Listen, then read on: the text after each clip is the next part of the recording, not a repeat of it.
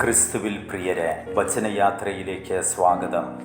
ഇന്നത്തെ വിചിന്തന വിഷയം വിശുദ്ധ മർക്കോസിന്റെ സുവിശേഷം 10-ാം അധ്യായം 13 മുതൽ 16 വരെയുള്ള യേശു ശിശുക്കളെ അനുഗ്രഹിക്കുന്ന വചനഭാഗമാണ്.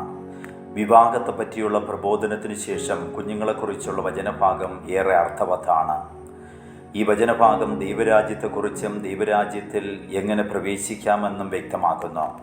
ദൈവരാജ്യം ഒരു ദാനമാണ്. അതിനെ ഒരു ദാനമായി സ്വീകരിക്കുന്നവരാണ് അതിൽ പ്രവേശിക്കുന്നത്. ശിശുക്കളെ ഉദാഹരണമാക്കിയും സാക്ഷി നിർത്തിയും ദൈവരാജ്യത്തെ വെളിപ്പെടുത്തുന്ന നിരവധി പഠനങ്ങൾ യേശു നൽകുന്നുണ്ട്.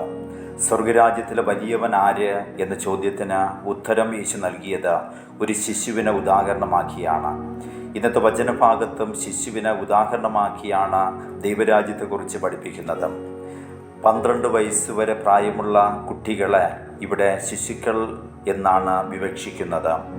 ശിശുക്കളെ തൊട്ടനുഗ്രഹിക്കുന്നതിന് വേണ്ടി അവർ യേശുവിൻ്റെ അടുക്കൽ കൊണ്ടുവന്നു. കുഞ്ഞുങ്ങൾക്കും സ്ത്രീകൾക്കും യഹൂദ സമുദായത്തിൽ വലിയ പ്രാധാന്യം നൽകാതിരുന്ന കാലഘട്ടത്തിലാണ് ഈ സംഭവ വിവരണം കൊടുത്തിരിക്കുന്നത്. മാത്രമല്ല, കുഞ്ഞുങ്ങളുമായി സമയം പങ്കിടുന്നവർ സമയം പാഴാക്കുന്നുവെന്നാണ് യഹൂദ റബ്ബിമാർ പൊതുവെ കരുതിയിരുന്നത്.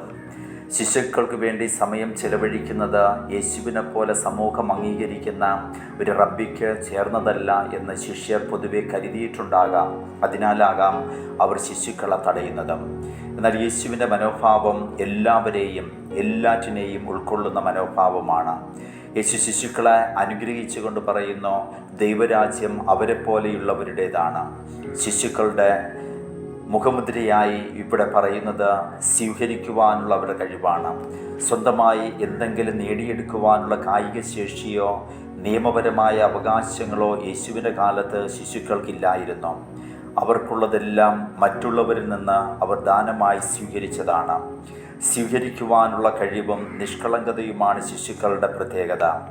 ഒരു ശിശു എല്ലാം ദാനമായി സമ്മാനമായി സ്വീകരിക്കുന്നത് പോലെ ഓരോരുത്തരും ദാനമായി അവകാശവാദങ്ങളില്ലാതെ സ്വീകരിക്കേണ്ട ഒന്നാണ് ദൈവരാജ്യം.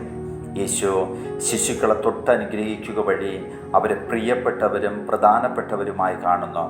ഒരു കുഞ്ഞും ദൈവത്തിൻ്റെ ദാനമാണ്. ദൈവത്തിന് അവർ പ്രിയപ്പെട്ടവരാണ്. അതിനാൽ കുഞ്ഞുങ്ങളെ ദൈവമക്കളായി കാണുവാനും സംരക്ഷിക്കുവാനും കഴിയണമെന്ന് ഓർമ്മിപ്പിക്കുന്നു. കുഞ്ഞുങ്ങൾക്ക് ജ്ഞാനസ്നാനം നൽകുന്നതിൽ തുടങ്ങി വിശ്വാസത്തിലും വിശുദ്ധിയിലും കുഞ്ഞുങ്ങളെ വളർത്താൻ കഴിയണം. കുഞ്ഞുങ്ങളെ ദിവ്യബലിയിലും മതബോധനത്തിലും സജീവമാക്കിയും കുഞ്ഞുങ്ങളോടൊപ്പം പ്രാർത്ഥിച്ചും വചനം വായിച്ചും മാതാപിതാക്കൾക്ക് അവരെ യേശുവിലേക്ക് നയിക്കാൻ കഴിയും. കുഞ്ഞുങ്ങൾ യേശുവിൻ്റെ അടുക്കിലേക്ക് വരുന്നത് തടഞ്ഞതിൻ്റെ ആധുനിക പതിപ്പുകൾ ഇന്നും കാണുവാൻ കഴിയും.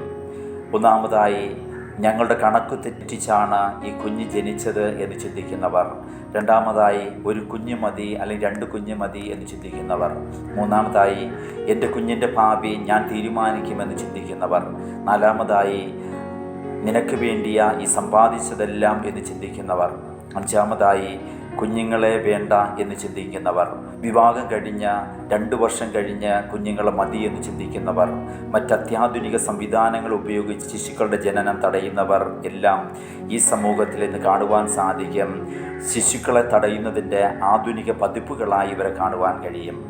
ഇവിടെ ഖലീൽ ജിബ്രാൻ്റെ വാക്കുകൾ പ്രസക്തമാണ്. നിങ്ങളുടെ കുഞ്ഞുങ്ങൾ നിങ്ങളുടെ കുഞ്ഞുങ്ങളല്ല, നിങ്ങളിലൂടെ വന്നവരാണ്. എന്നാൽ അവർ നിങ്ങളുടെ സ്വന്തമല്ല. നിങ്ങൾ അവർക്ക് നിങ്ങളുടെ സ്നേഹം നിർലോഭം കൊടുത്തുകൊള്ളുവിൻ. എന്നാൽ നിങ്ങളുടെ ചിന്ത അവരിൽ അടിച്ചേൽപ്പിക്കരുത്. അവരെ പോലെയാകാൻ നിങ്ങൾക്ക് ശ്രമിക്കാം, എന്നാൽ അവരെ നിങ്ങളെപ്പോലെയാക്കാൻ ശ്രമിക്കരുത്. യേശു ശിശുക്കളെ അനുഗ്രഹിക്കുന്ന വചനം ശ്രവിച്ച നമുക്കും നിഷ്കളങ്ക മാനസരായി ശിശുക്കളെപ്പോലെ ദൈവാശ്രയബോധത്തിൽ ജീവിക്കാം. കുഞ്ഞുങ്ങളെ ദൈവദാനമായി ദൈവമക്കളായി കണ്ട് സ്നേഹത്തിൽ വളർത്താം. ദൈവം നമ്മെ അനുഗ്രഹിക്കട്ടെ.